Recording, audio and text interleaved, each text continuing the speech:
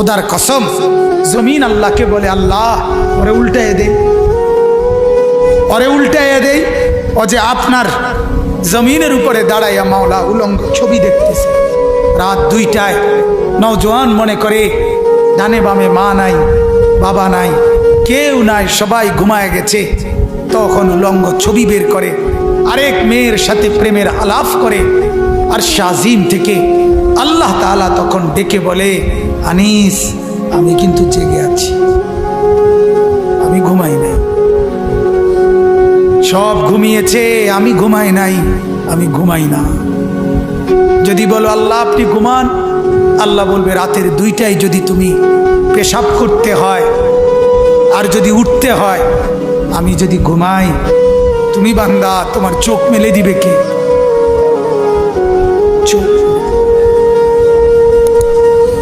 আল্লাহ তাআলা বলে রাতের 3টা বাজে যদি কেউ ঘরে আসে, তো মাকে আল্লাহ তাআলা বলে আমি ঘুমাই না।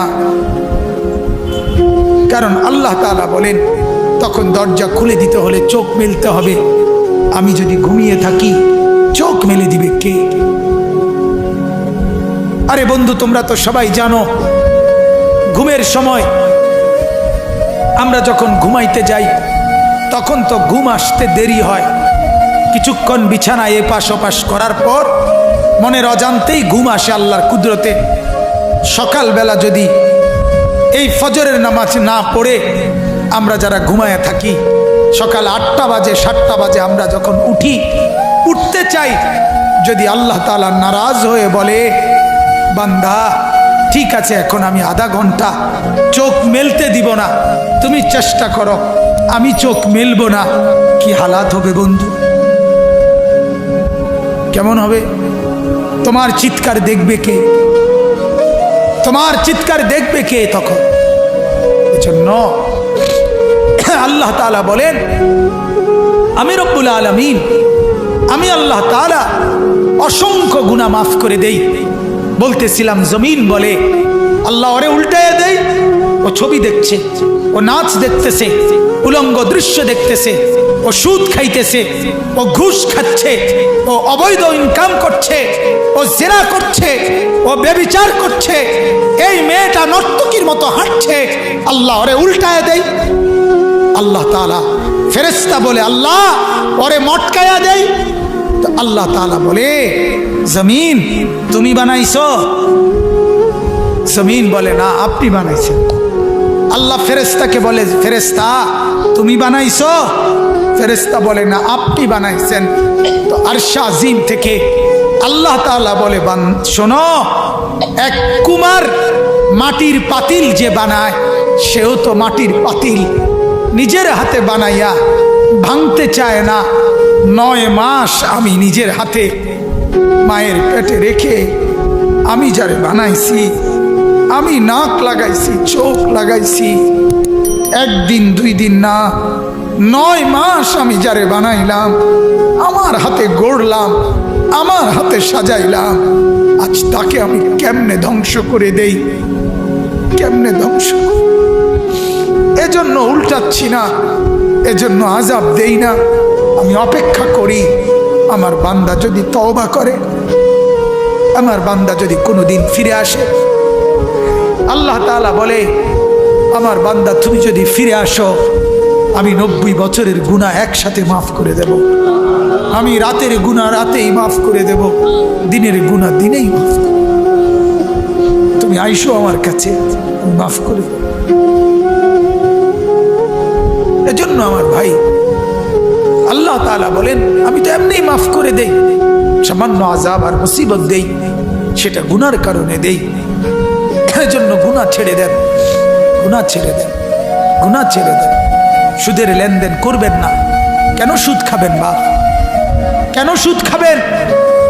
কেন সুদের লেনদেন করবেন? কেন কিস্তি নিবেন? কিস্তি আর সুদ তো বরাবর, কিস্তিও হারাম, সুদও হারাম, স্পষ্ট হারাম। আপনি শুধু এটা আমাকে উত্তর দেন, কুকুরের গোশত হালাল না হারাম? বলেন, সবাই বলেন, কে হারাম করছে? আবার বলেন, আবার বলেন, গোশত কেউ খায় আপনারা? তাইলে আল্লাহ যদি হারাম করে কুকুরের গোশত খান না, তাহলে আল্লাহ হারাম করার পরেও সুদ খান কেন? আর সুদ খাইলে কুত্তার গোশত খান না কেন?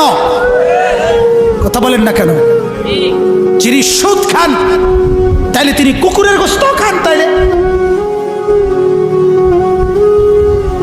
কারণ আপনি তো শুনেছেন আল্লাহ তাআলা হারাম করছে, তো আল্লাহই তো কুকুরের গোশত হারাম করছে। তাহলে আল্লাহর হারাম এটা মানলে আল্লাহর হারাম এটা মানবেন না কেন? কথা বলেন না কেন? যদি বলেন সম্ভব না চলা, আল্লাহর কসম সম্ভব। হালাল পন্থায় ইনকাম করে চলা সম্ভব না অসম্ভব? সম্ভব, সম্ভব। আল্লাহর কথা মিথ্যা হয় না। লা ইউকাল্লিফুল্লাহু নাফসান ইল্লা বুসআহা। আল্লাহ কারো উপরে সাধ্যের অতিরিক্ত কিছু চাপিয়ে দেয় না। অতএব আমার কথায় রাগ হবেন না, আমি একটু শক্ত বলছি, আর একটু শক্ত বলছি শুধু এই উদ্দেশ্যে, গুনাহ ছেড়ে দেন, গুনাহ ছেড়ে দেন। সুদ, ঘুষ, মিথ্যা, মদ, জুয়া, অনেক যুবক, অনেক নওজোয়ান শহরে বন্দরে গ্রামে গঞ্জেও এখন মাদকাসক্ত, মদে আসক্ত, ইয়াবা, ফেন্সিডিল, গাঁজা, হাজারো রকমের নেশা। আহা, আল্লাহ নবী সাল্লাল্লাহু আলাইহি সাল্লাম বলেন, পরিষ্কার হাদিস, নবীজি বলছেন যে নেশা করে সে ব্যক্তির কাছে মা, খালা, চাচি, বোন কেউ নিরাপদ থাকে না, নিরাপদ থাকে না। নেশাখোর আপন জনের উপরেও আক্রমণ করে, আপন জনের উপরেও ঝাঁপিয়ে পড়ে। নাউজ নাউজ। এজন্য নেশার থেকে বাঁচেন, অশ্লীলতা থেকে বাঁচেন, ব্যভিচার থেকে বাঁচেন। আল্লাহ তাআলা বলছেন, নাইলে আমি দুনিয়াতেও শাস্তি দেব, নাইলে আমি আখিরাতেও শাস্তি দেব। এজন্য আজকে আমার এটাই কথা, মূল বক্তব্য। আগত মুসিবত, পিছনের মুসিবত, সব মুসিবতের কারণ গুনাহ। বলেন কোন? গুনাহ। বলেন না কারণ কি? গুনাহ। আবহাওয়া পরিবর্তন, জলবায়ু পরিবর্তন, সাগরের তলের মাটি সরে গেছে, এই হইছে সেই হইছে, এডি হইছে কা মাটি সরে গা। কথা বলেন না কেন? আবহাওয়া পরিবর্তন হইল কেন? জলবায়ু পরিবর্তন হইল কেন? যাই বলেন, মূল কারণ গুনাহ। মূল কারণ কি? এই জন্য গুনাহ ছেড়ে দেন। বিশেষ করে নারী কেন্দ্রিক জিনা ব্যভিচারের গুনাহ। বলেন ইনশাআল্লাহ। আর এক্ষেত্রে আল্লাহর কোরআন এবং রাসূলের হাদিসের বক্তব্য হলো, নারী কেন্দ্রিক গুনাহ, জিনা, ব্যভিচার, অশ্লীলতা, বেহায়াপনা হবে না একটা জিনিস শুধু যদি ঠিক রাখে, সেটা হলো এই নজর। সেটা কি বলেন? নজর। সেটা কি বলেন না? নজর। এই জন্য আল্লাহ তাআলা সূরা নূরের মধ্যে প্রথম আল্লাহ বলছে এটা, কুল্লিল মুমিনিনা ইয়াগুদ্দু মিন আবসারিহিম। হে নবী, মুমিন পুরুষদেরকে বলেন তারা যেন ভিন নারী থেকে নিজেদের চোখ নামায় ফেলে। ওয়াকুল্লিল মুমিনাত ইয়াগুদ্দুনা মিন আবসারিহিন্না। মহিলাদেরকেও বলেন তারা যেন ভিন পুরুষ, পর পুরুষ থেকে চোখ নামিয়ে ফেলে। চোখ নামিয়ে ফেলে, কোনো কর্ম চোখ নামিয়ে ফেলে। আল্লাহ তাআলা এটা বললেন, পুরুষ চোখ নামাও, নারী চোখ নামাও। আমার একজন উস্তাদ হযরত মাওলানা মুফতি মুস্তাফা মাহমুদি দামাত বারাকাতুহুম, তিনি একবার আমগরে বলছিলেন যে ওই রাস্তার ট্রাক রাত্রিবেলা যখন চলে, ট্রাক, ডিস্ট্রিক্ট বড় বড় গাড়ি, এদের একটা নিয়ম হলো ড্রাইভারদের দুই মুখী গাড়ি, দোনো গাড়ির হেডলাইট জ্বলে রাত্রেবেলা। তো নিয়ম হলো কাছাকাছি আসলে দোনো গাড়ি হেডলাইট ডাউন করে দেয়, নামায় দেয়। হেরা এটা বোঝে ড্রাইভাররা, হেডলাইট যদি ডাউন করে তাইলে দোনো গাড়ি বুঝে কে কাকে কোন দিক দিয়ে সাইড দিতে হবে। কিন্তু যদি দোনো হেডলাইট মুখামুখি থাকে, ডাউন না করে, অ্যাক্সিডেন্ট হয়, বাড়ি খায়। তো হুজুর বলে, পুরুষ তুমি তোমার হেডলাইট নামাও, নারী তুমিও হেডলাইট নামাও। দোনো হেডলাইট যদি নামায় দাও, অ্যাক্সিডেন্ট হবে না। আর যদি দোনো হেডলাইট চোখাচোখি হয়, তাইলে বাকিগুলোও হবে, ধীরে ধীরে বাকিগুলোও হবে। আল্লাহ তাআলা আমাদেরকে হেফাজত করেন। আল্লাহ নবী সাল্লাল্লাহু আলাইহি সাল্লাম বলেন, যে ব্যক্তি ভিন নারীর দিকে নজর দিল, কুনজর, তো তাকে কিয়ামতের দিন আল্লাহ তাআলা জ্বলন্ত সীসা তার চোখের মধ্যে ঢেলে দিবেন। নাউযুবিল্লাহ। আমাদের খতিবে আজম মুনাজিরে জামান আল্লামা নুরুল ইসলাম অলিপুরি দামাত বারাকাতুহুম বলছিলেন, ও আল্লাহর বান্দা, গুনার মজা হইতে পারে 1 মিনিট। রাস্তার নারী সুন্দরী আর রূপসীকে দেখেছ, 1 মিনিট মজা পাইলা, 1 মিনিট, কিন্তু সবকে একদিন 50,000 বছর। অতএব 50,000 বছর ন্যূনতম শুধু হাসরের মাঠে সীসা গলে ঢেলে দাও। আল্লাহ আমাকেও মাফ করেন, আপনাদেরকেও মাফ করেন, গুনাহ ছেড়ে দেন। 5 ওয়াক্ত নামাজ পড়বেন, বলেন ইনশাআল্লাহ। সবাই বলেন ইনশাআল্লাহ, সবাই বলেন ইনশাআল্লাহ। ধোঁকা দিয়া বলেন না, আল্লাহকে হাজির রেখে বলেন ইনশাআল্লাহ। আল্লাহ তাআলা তৌফিক দান করেন। নবীজি সাল্লাল্লাহু আলাইহি সাল্লাম ইন্তেকালের পূর্বে সর্বশেষ আম্মাজান আয়েশা রাদিয়াল্লাহু তাআলা আনহাকে বলছিলেন, আয়েশা, আমি চলে যাচ্ছি আমার মাওলার কাছে, আমার উম্মতকে বইল নামাজ যেন না ছাড়ে। আসসালাত আসসালাত।